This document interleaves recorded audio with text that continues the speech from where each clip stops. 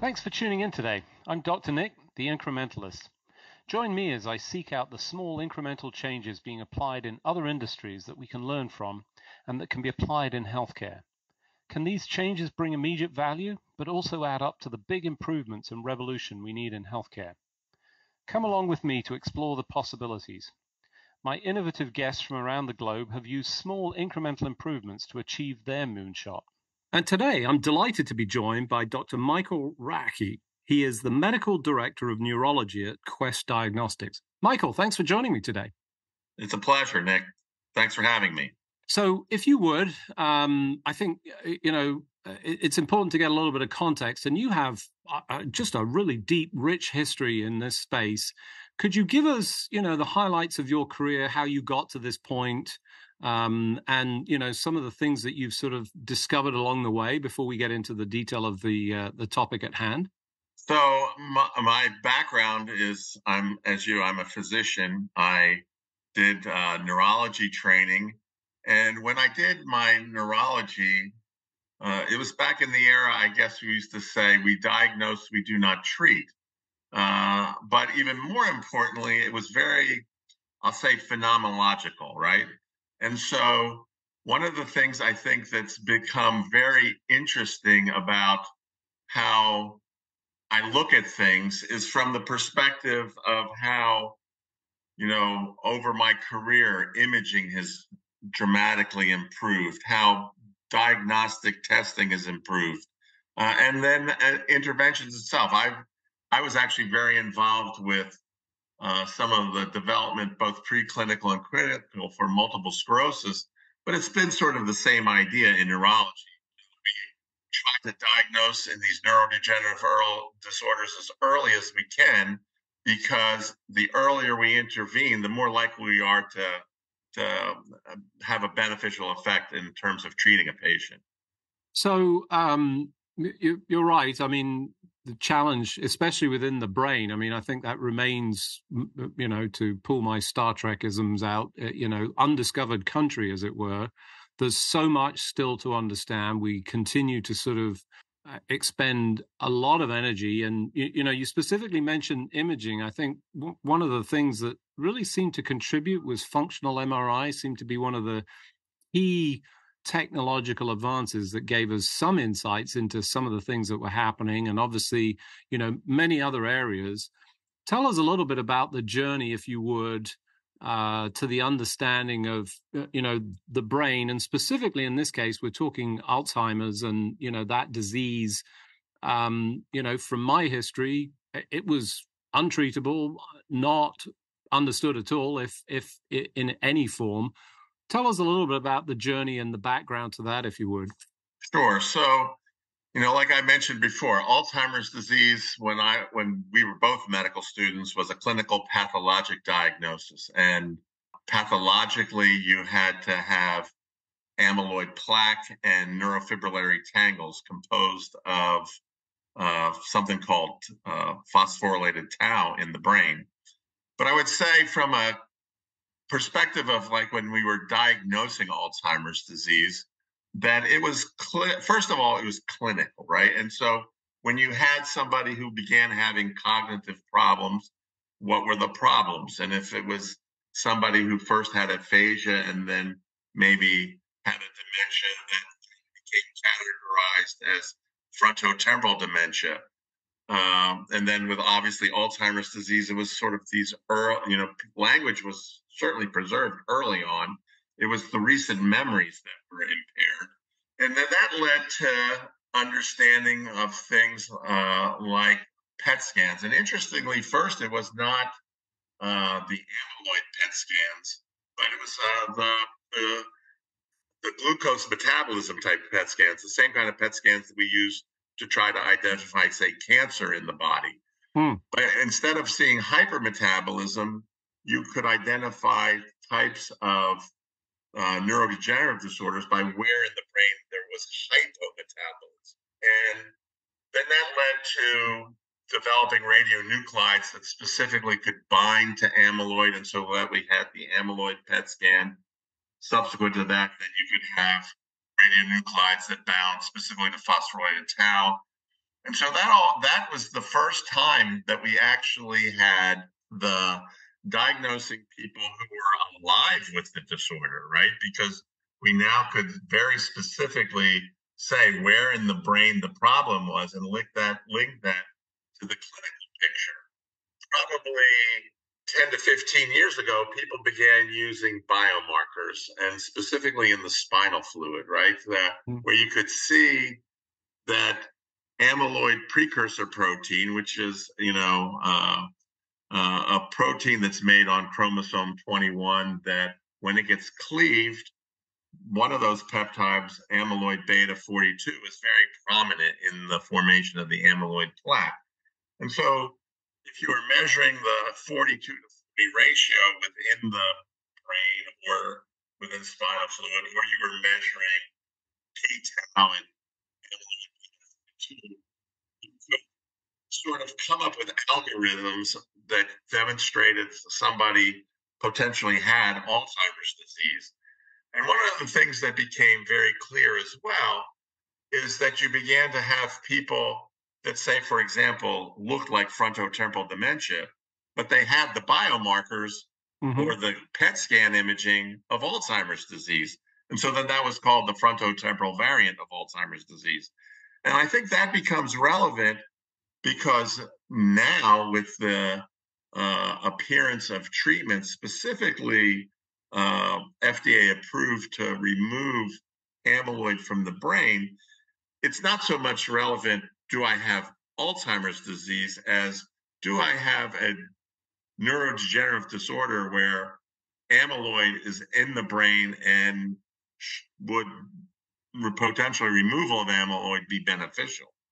Yeah, so before we start down that track, I want to just backtrack a little bit, because this amyloid plaque thing has permeated for a long period of time, and I've sort of seen this, up and down in terms of whether it's just an associated finding. And I'm going to correlate to something similar, but I think people understand relatively well, which is prostate cancer, where the general consensus, and I know there's there's always devil in the detail, but many people are found to die with prostate cancer. Far fewer die of prostate cancer. So it's found a lot on histopathology as I'll call it an incidental finding.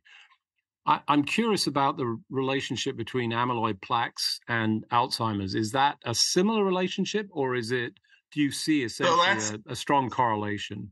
So I guess it depends how you look at it. So the amyloid hypothesis is, the idea is that amyloid gets deposited in the brain, that somewhere along the line that causes changes in neurons that results in the aggregation of tau and the formation of neurofibrillary tangles. And I would say that particularly the autosomal dominant forms of Alzheimer's disease, like we had talked earlier about the amyloid precursor protein, that mutations in APP or presenilin 1 and 2, which cause this dramatic increase in the formation of amyloid, do eventually lead to early onset Alzheimer's disease, right? But you bring up a very important point, and that is that it's clearly the tau that much better correlates with eventually neuronal dropout and then the cognitive findings, right? Right. And so, and then of course you have, there are tauopathies specifically that cause cognitive dysfunction without amyloid.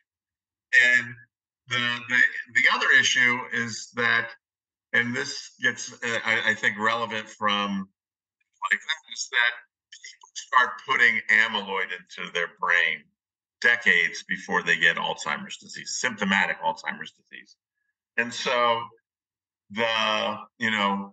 why is it that in some people they do that and they essentially die? And you can, with lots of amyloid in their brain, not much in the way of tau, and they were cognitively normal their whole life, right?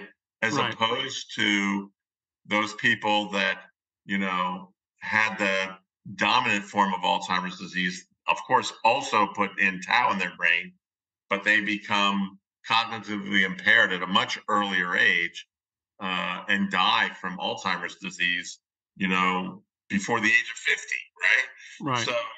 So there's clearly, there are clearly other factors that sort of play into it. And I think the reason there was so much interest in amyloid, one is because it sort of has given you this marker that perhaps gives you a window of opportunity to do something about it, right? As opposed to some of the later markers where by the time they come up, it's clear that already there's significant neuronal dropout, and it's the neuronal dropout that we can't really reverse. So, is it fair to say that it's still muddy waters in terms of those relationships, or not? Is it? Do you think there's a clear line to be drawn between those two?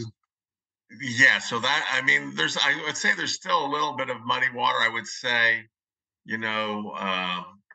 for the people where they say, we removed amyloid and it didn't work, they would argue, okay, that's going against the amyloid hypothesis. And then there would be people who would say, yeah, but they did many of those trials had poor selection of patients. The early Alzheimer's trials, I bet 30% of the patients didn't even have Alzheimer's disease, right? And so those trials were sort of doomed to failure from the get-go. I think it's also from the perspective, if you already have had a lot of neurodegeneration and then you remove the amyloid, you demonstrated you could remove the amyloid, but it was too late. The neurodegeneration had already occurred, and the cognitive function didn't improve.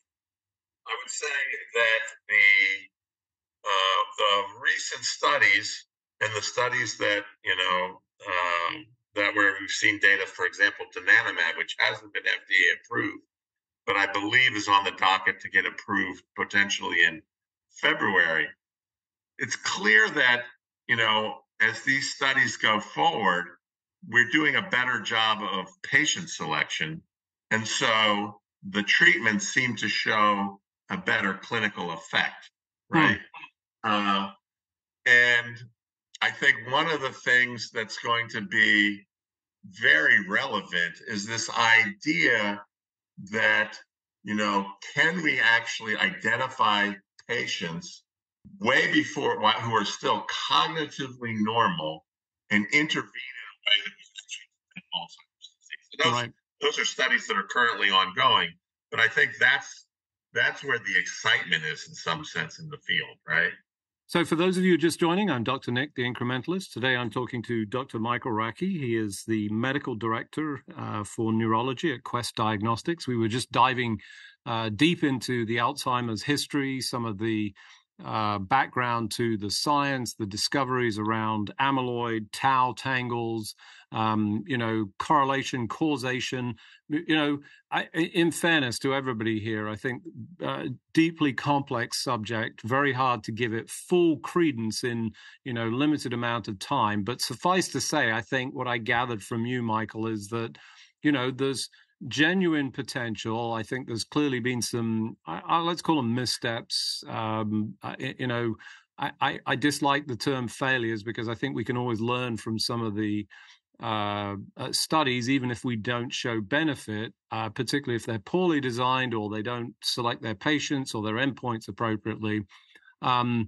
It sounds to me now that we have both at least a smoking gun. There's multiple smoking guns potentially, and I think also some treatment options available today. Is that a fair summary of where we are?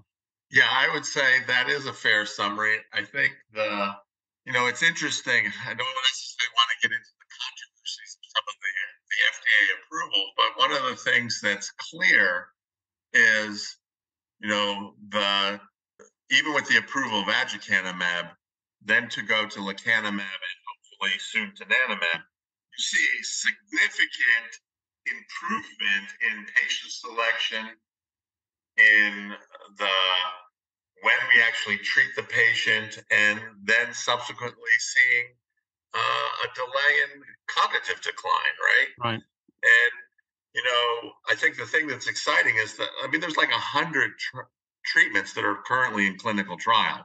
Right. And there are just constantly improvements, not only in how we diagnose the disease, but also how we monitor, both by biomarkers as well as by cognitive testing. So, it's really an exciting time. Yeah, and to that point, on the basis that there's some treatments, and even prior to treatments, I did hear one of my favorite comments around Alzheimer's. Particularly with the gene identification, because it's not a one-to-one relationship. What's the benefit of that? And one friend of mine said to me, "Well, I'll just play more Sudoku to try and preempt any." Early onset of Alzheimer's, and a little bit flippant, but ultimately knowledge is always power. And we're now at this point where we have some treatments available, but the diagnosis still somewhat challenging, but there are some new opportunities around that. And, perhaps I'm going to call it less invasive. You talked about it, especially from a monitoring standpoint. If we're going to understand if these therapies are actually working, and I think, much like cancer, when we identify cancer, particularly with, the traditional means of imaging, and we see a nodule, by the time you see the nodule, you're talking billions, if not trillions of cells. I forget what the numbers are, but, many, many weeks, months, even years back, that was forming, but we don't see it. But maybe we see those biomarkers, and that's a lot of the advancements, some of the insights. Tell us a little bit about what's happening in that space, if you would. Sure. So I think one of the things that was clear is that we would develop biomarkers to identify both the fact that amyloid is being deposited into the brain, and that you can identify certain species of phosphorylated tau. I would say the big ones are p-tau 181, 217, and 231, but there's clearly other ones that are also in development. P-tau 181, it's kind of interesting. It seems to be pretty strong for Alzheimer's disease, but it's also been seen in another very scary disorder, amyotrophic lateral sclerosis, or Lou Gehrig's disease. Some of the p-taus have been seen in some of the other tauopathies. And so, one of the things that I think is important to recognize is the ability to, categorize Alzheimer's disease or neurodegenerative disease, and then how one tries to potentially intervene. And, it gets to the point that from my perspective, all Alzheimer's disease is dementia, but not all dementia is Alzheimer's disease. But also then from the very specific perspective of using biomarkers to understand the pathophysiology, and then say, can I actually interrupt this pathophysiology in a way that potentially is beneficial?